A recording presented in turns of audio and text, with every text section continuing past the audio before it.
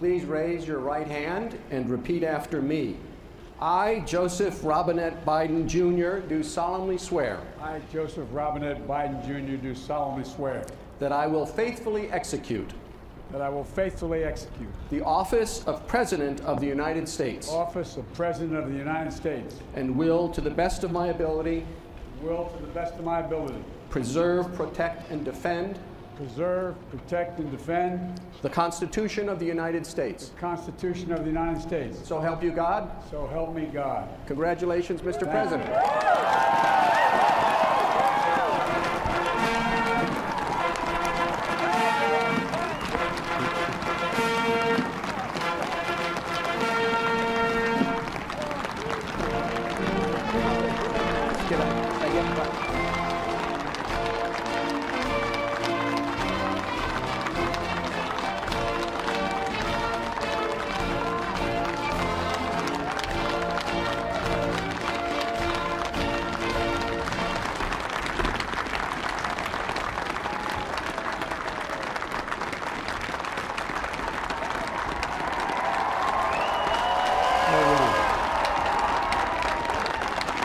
Chief Justice Roberts, Vice President Harris,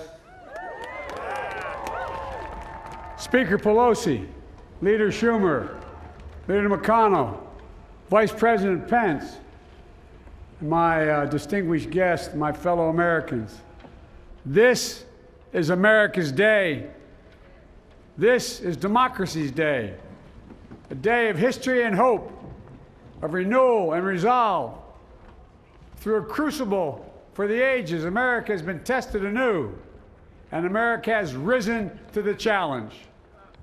Today, we celebrate the triumph not of a candidate, but of a cause, the cause of democracy. The people, the will of the people, has been heard, and the will of the people has been heeded. We've learned again that democracy is precious. Democracy is fragile. And at this hour, my friends, democracy has prevailed. So now, on this hallowed ground where just a few days ago, violence sought to shake the Capitol's very foundation, we come together as one nation, under God, indivisible, to carry out the peaceful transfer of power as we have for more than 2 centuries. As we look ahead in our uniquely American way, restless, bold, optimistic, and set our sights on the nation we know we can be and we must be. I thank my predecessors of both parties for their presence here today. I thank them from the bottom of my heart, and I know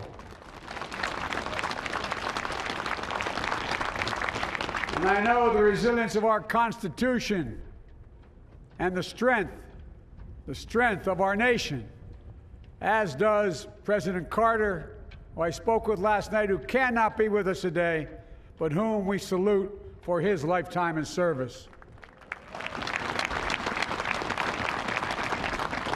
I've just taken the sacred oath each of those patriots have taken, the oath first sworn by George Washington.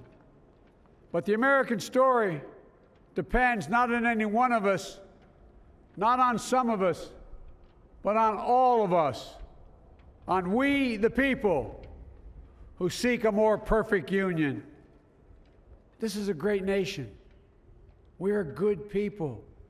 And over the centuries, through storm and strife, in peace and in war, we've come so far. But we still have far to go. We'll press forward with speed and urgency, for we have much to do in this winter of peril and significant possibilities. Much to repair, much to restore, much to heal, much to build, and much to gain. Few people in our nation's history have been more challenged or found a time more challenging or difficult than the time we're in now. Once-in-a-century virus that silently stalks the country. has taken as many lives in 1 year as America lost in all of World War II. Millions of jobs have been lost. Hundreds of thousands of businesses closed. A cry for racial justice, some 400 years in the making, moves us. The dream of justice for all will be deferred no longer. A cry for survival comes from the planet itself, a cry that can't be any more desperate or any more clear. And now, a rise of political extremism, white supremacy, domestic terrorism, that we must confront and we will defeat. To overcome these challenges, to restore the soul and secure the future of America, requires so much more than words. It requires the most elusive of all things in a democracy: unity. Unity. In another January, on New Year's Day in 1863, Abraham Lincoln signed the Emancipation Proclamation. When he put pen to paper, the president said, and I quote, "If my name ever goes down into history, it'll be for this act, and my whole soul is in it." My whole soul is in it. Today, on this January day, my whole soul is in this, bringing America together, uniting our people, uniting our nation. And I ask every American to join me in this cause.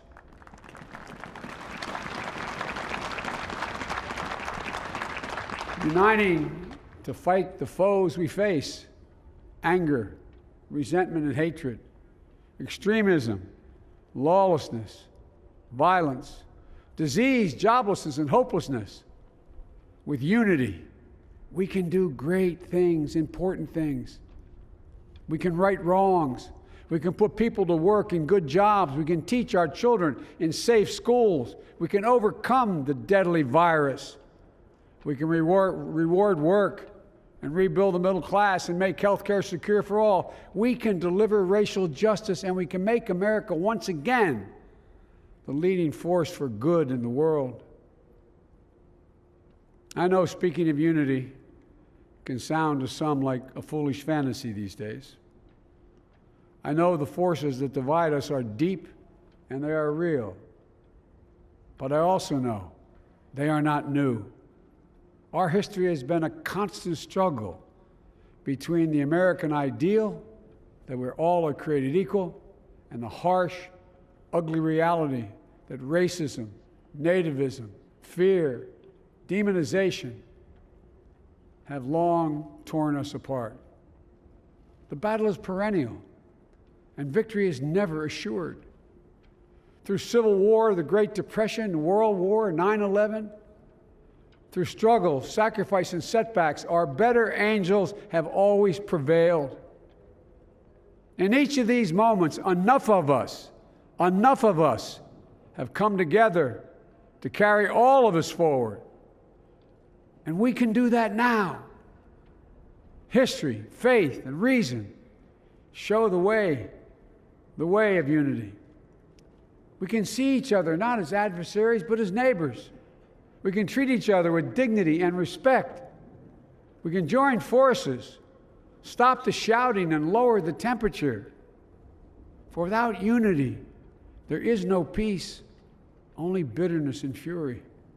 No progress, only exhausting outrage. No nation, only a state of chaos. This is our historic moment of crisis and challenge, and unity is the path forward. And we must meet this moment as the United States of America. If we do that, I guarantee you we will not fail. We have never, ever, ever, ever failed in America when we've acted together. And so today, at this time, in this place, let's start afresh, all of us. Let's begin to listen to one another again, hear one another, see one another, show respect to one another. Politics doesn't have to be a raging fire, destroying everything in its path. Every disagreement doesn't have to be a cause for total war. And we must reject the culture in which facts themselves are manipulated and even manufactured.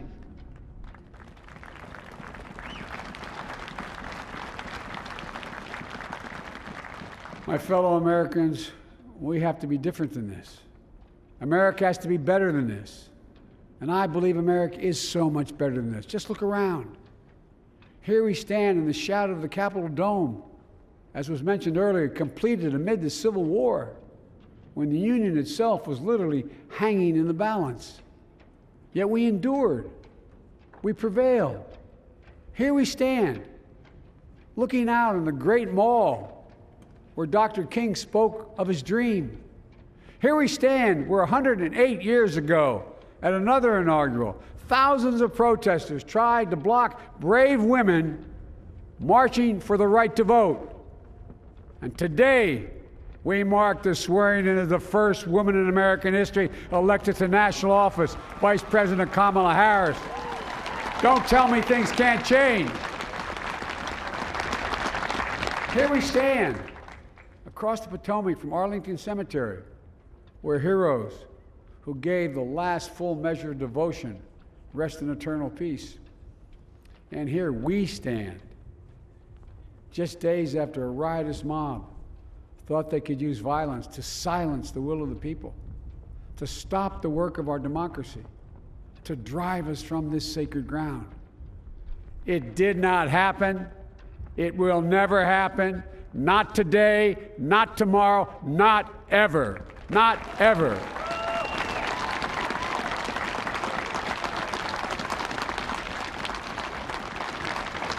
To all those who supported our campaign, I'm humbled by the faith you've placed in us. To all those who did not support us, let me say this. Hear me out as we move forward. Take a measure of me and my heart. And if you still disagree, so be it. That's democracy. That's America. The right to dissent peaceably within the guardrails of our republic is perhaps this nation's greatest strength. Yet hear me clearly.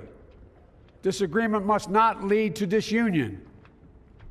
And I pledge this to you. I will be a president for all Americans. All Americans. And I promise you, I will fight as hard for those who did not support me as for those who did.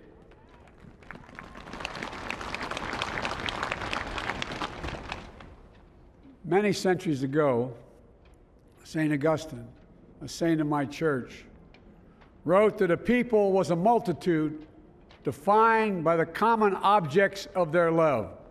Defined by the common objects of their love. What are the common objects we as Americans love that define us as Americans? I think we know.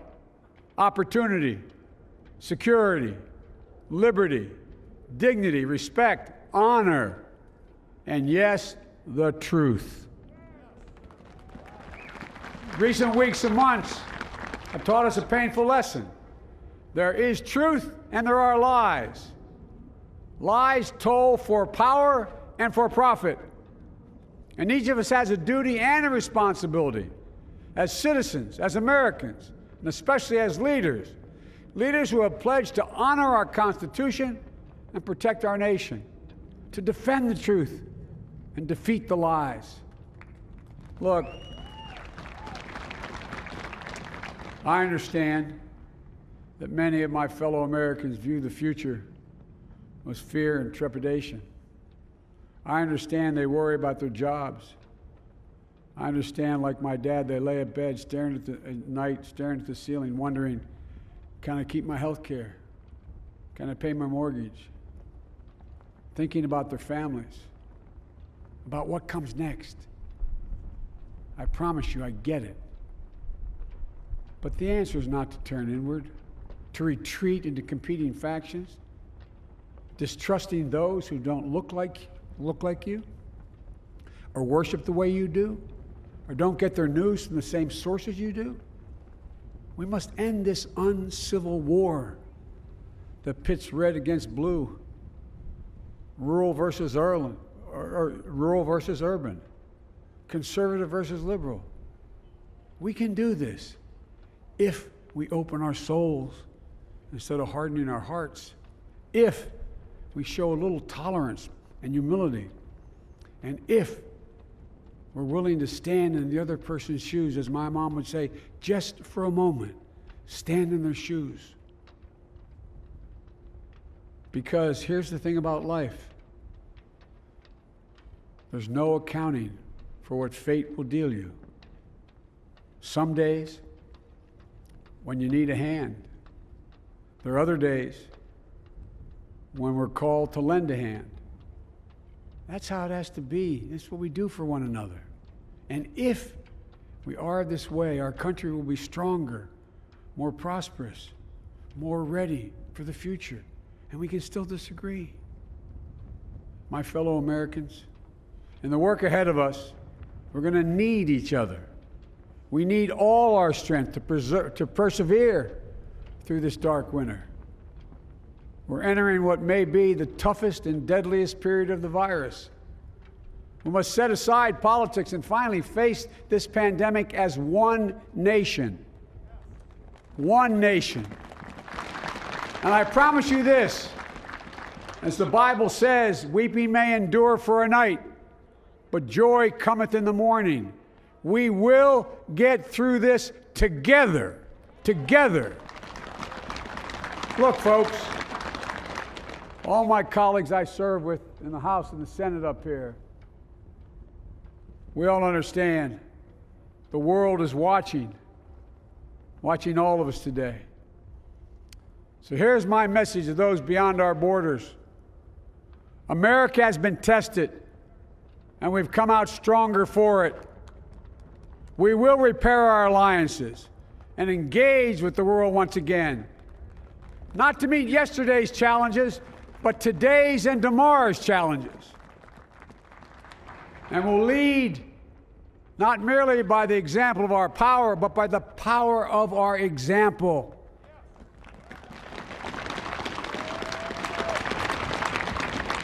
We'll be a strong and trusted partner for peace, progress, and security. Look, you all know we've been through so much in this nation.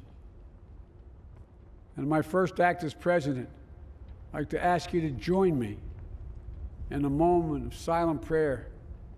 Remember all of those who we lost in this past year to the pandemic. Those 400,000 fellow Americans, moms, dads, husbands, wives, sons, daughters, friends, neighbors, and co-workers. We'll honor them by becoming the people and the nation we know we can and should be. So I ask you, let's say a silent prayer for those who've lost their lives and those left behind, and for our country.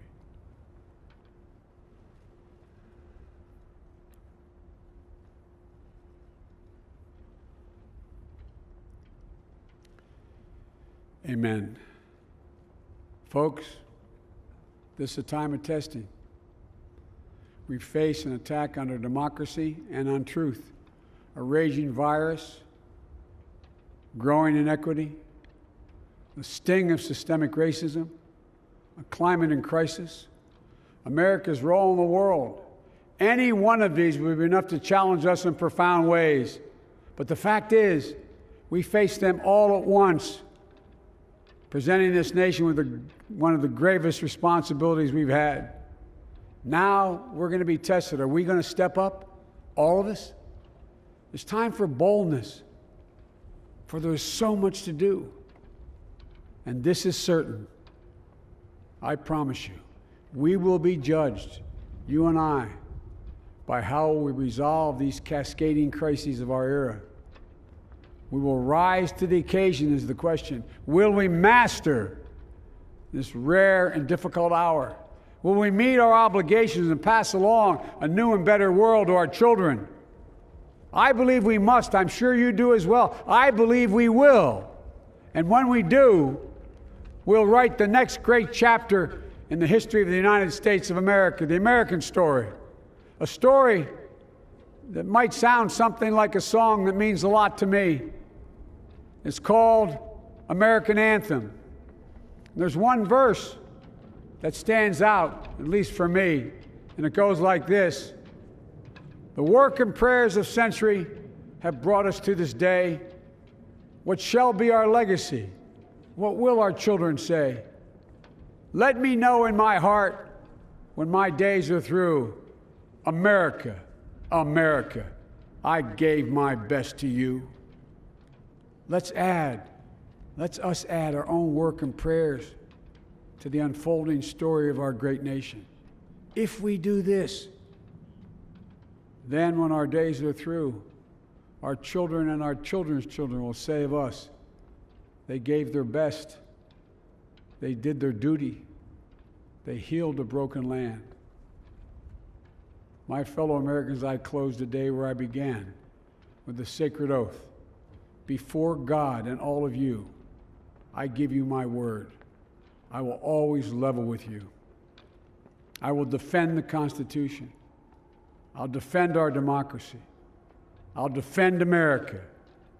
And I'll give all of you, keep everything I do in your service, thinking not of power, but of possibilities, not of personal interest, but the public good. And together, we shall write an American story of hope, not fear, of unity, not division, of light, not darkness, a story of decency and dignity, love and healing, greatness and goodness. May this be the story that guides us, the story that inspires us, and the story that tells ages yet to come that we answered the call of history. We met the moment. Democracy and hope, truth and justice did not die on our watch but thrived. That America secured liberty at home and stood once again as a beacon to the world. That is what we owe our forebears, one another, and generation to follow. So, with purpose and resolve, we turn to those tasks of our time, sustained by faith, driven by conviction, and devoted to one another and the country we love with all our hearts. May God bless America, and may God protect our troops. Thank you, America.